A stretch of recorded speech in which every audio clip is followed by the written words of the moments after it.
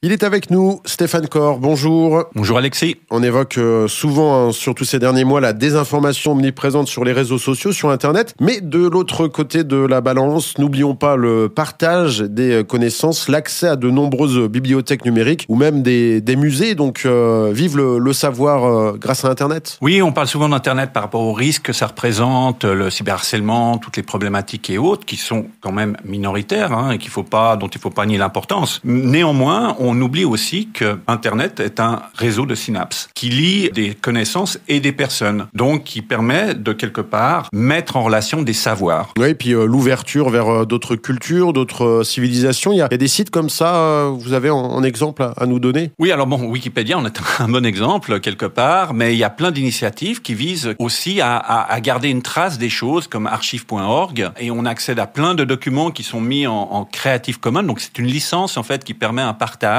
en libérant les droits dans une certaine mesure, mais en devant citer l'auteur, pas d'utilisation commerciale, dans une certaine mesure. Et donc, cet accès à la connaissance, cette mise en relation de la connaissance, par exemple, on parle des langues. Aujourd'hui, on accède à des outils de traduction qui sont assez performants et qui nous permettent de finalement comprendre d'autres langages. On accède aussi, justement, à la vulgarisation de connaissances. Généralement, par exemple, moi, quand j'ai des élèves ou d'autres personnes où je parle d'effacement des données, c'est quelque chose qui est assez compliqué parce que les données qu'on efface ne s'effacent pas vraiment. Donc, comment est-ce qu'on peut faire? On peut questionner un moteur de recherche. Et si on pose la bonne question à un moteur de recherche, on a tout un ensemble de réponses qui vont nous aider à comprendre quelque chose qu'on ne comprenait pas par rapport justement à cet élément-là. Et il faut pas oublier qu'aussi que finalement Internet est la plus grande bibliothèque du monde. Des fois, j'ai des parents qui me disent ouais, mais mon enfant est toujours derrière un écran. Mais je leur dis oui, mais voilà, il accède aussi peut-être à des livres, peut-être qu'il est en train de lire quelque chose. Pas forcément, il est peut-être en train de jouer, mais en jouant, on apprend aussi. Donc, il faut vraiment prendre en compte toute cette dimension-là dans le sens du partage, de l'accès à la connaissance, de l'enrichissement de la connaissance, de la co-construction de cette connaissance, par exemple à travers des encyclopédies comme Wikipédia,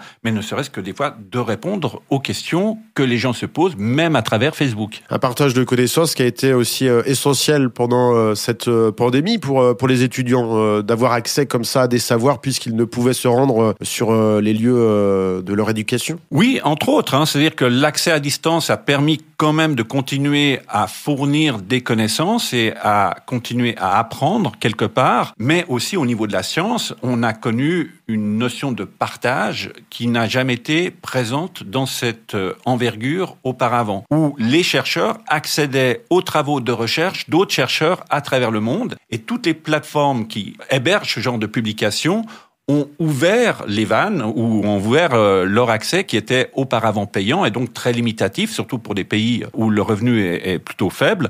On a vu que on n'a jamais eu autant de production de matière à caractère scientifique que pendant cette pandémie, et c'est ce qui a fait qu'on a pu trouver des solutions beaucoup plus rapidement que dans d'autres circonstances. Et après, bien sûr, c'est que il faut avoir du recul pour certaines informations, mais ça, on aura l'occasion de reparler de cette science, des recherches et même de Wikipédia. Ça sera dans nos prochains épisodes. Merci Stéphane. Merci à vous.